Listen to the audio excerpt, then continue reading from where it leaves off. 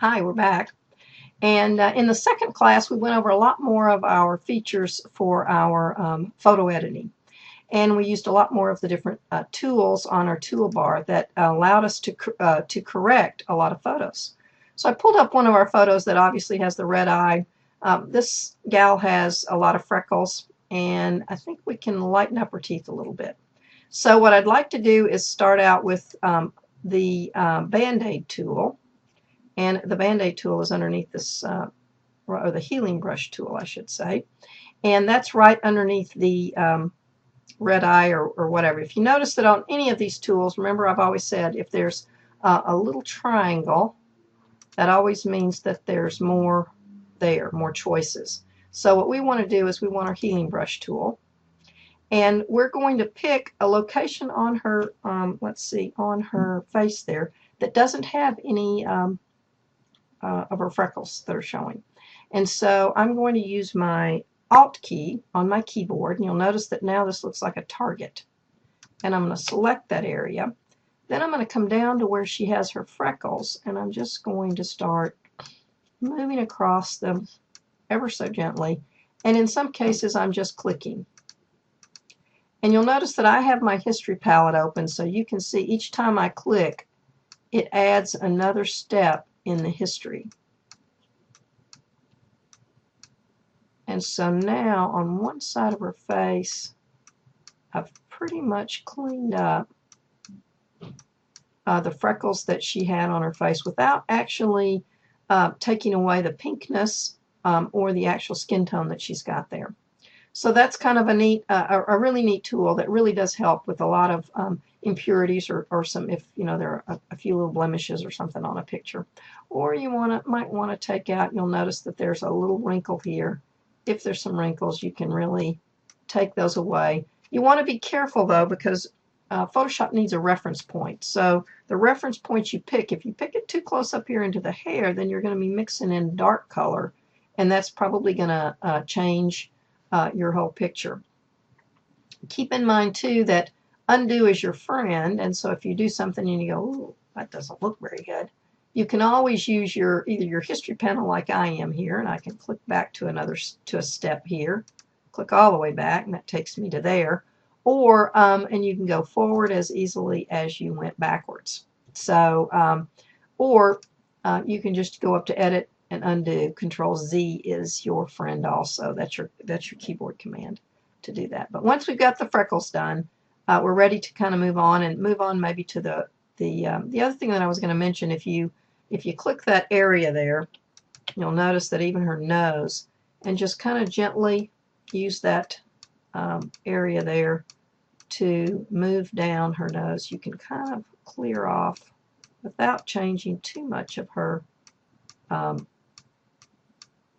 actual skin tone, so you can get the freckles right off of her nose. I kind of think the freckles are cute, but some people might want their freckles taken off. It's a good example to work with. The next thing we want to do is let's go on to our red eye tool, and if you'll click on that where your same place your healing brush tool was, now we're going to engage the red eye tool.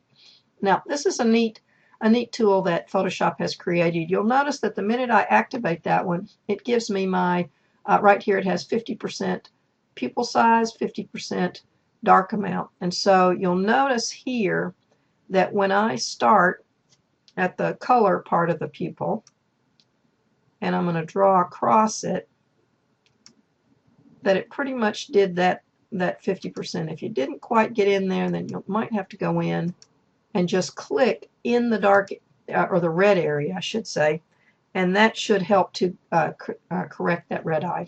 Same thing, I'm going to do the other side, and that only got a little bit of it, but if I click on the eye, it actually fills in the rest.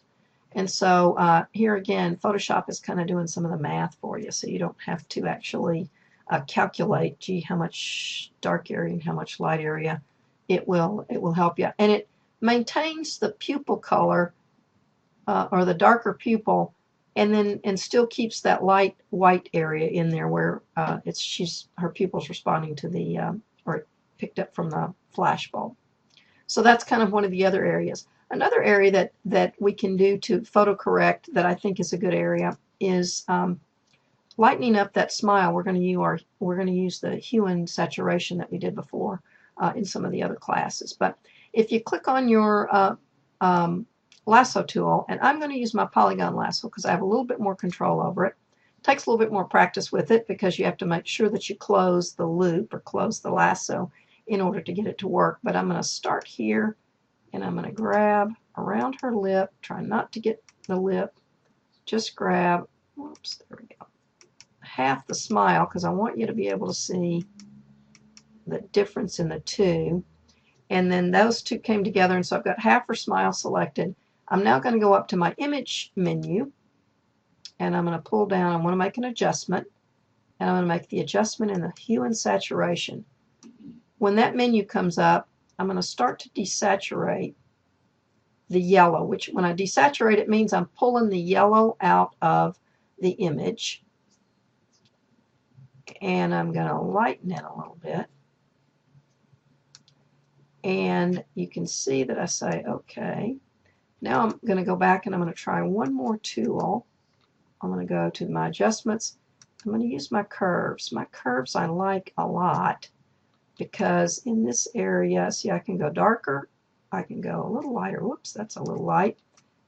And then I can add some contrast. It gives a little bit more shape to the teeth right there. And then I say OK. And then when I deselect completely, you'll see that one side of her teeth, I mean, they still look like her teeth, looks like the regular enamel there, but it's just lightened her smile. So that's a really great effect, and it works really well. So that's what we can do with this picture. So this is a good picture for you to practice on. Anyway, the next exercise, what I want to do is, I'm going to say no here because it's practicing, is here is the gal that we said, you know, you've seen a lot of those photos in ads and things where everything in the picture is completely blacked out, or not blacked out, but it's faded back, and so it's in a grayscale mode, and only one thing in the picture is in color. And that's kind of what we're going to do with this picture. In this particular picture, you'll know it's one layer. I've got a background layer here. And the little girl is all set here with her flower. And so what I'm going to do is, I don't know if you remember, but on one of the first classes, I think that we duplicated layers. And so I'm going to duplicate a layer here. So I'm going to duplicate this layer, and it's going to be a copy of the background, and you'll notice that now I have two copies of the same layer. And from this layer, all I really have to do is I have to go up to the image, go to my adjustments, my hue and saturation, and I'm going to completely take out all of the color on this layer. So all I'm left with is basically a grayscale picture. And because I have two layers here, that means that the color layer is still active in the background. So all I have to do to bring out that red rose is use my, I can probably use my eraser tool. You could use your lasso tool and just draw around it.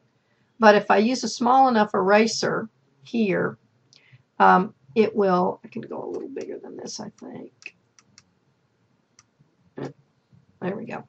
And I've got one of my soft erasers. And so then as I'm on my top layer, which is the grayscale layer, I'm just going to move across it, and I'm just going to be real careful the way I erase the gray rose. And what that does is that brings forward the red rose that's underneath it. And I'm also going to keep that green a little bit because I kind of like that. And this brings back, if you ever saw the movie Pleasantville, you'll kind of get an idea of what happened to them when they started realizing that there were colors in the world. This type of thing, this type of effect or whatever reminds me of that.